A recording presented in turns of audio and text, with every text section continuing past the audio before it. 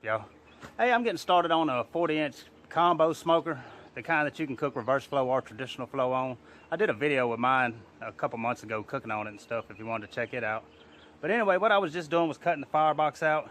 I'm getting it ready to go. I got the chamber cut out and put together. I got part of the stand done. I still got quite a bit to do on a lot of it, but the chamber's over here. It's over there on that table. Most of the firebox is right there. Part of the stand is back there. I got to do 3 of these back to back. So I'm kind of cutting out stuff ahead of time for the next 2 while I'm doing this one. And that was the door I was just cutting out on it. There's that, in the last video I showed that 40-inch I was working on. That's it right there. It's still on bricks from painting it. I just got to get the bricks out from under it. And it'll be ready to go.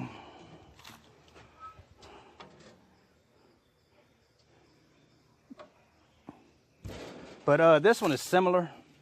The firebox is bigger on it. It's a combo too where you can cook either way.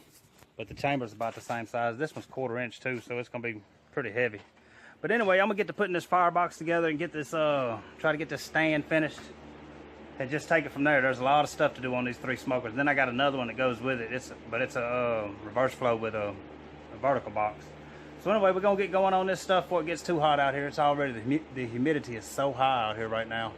So I'm gonna get as much as we can done today and the next day. So let's get on it.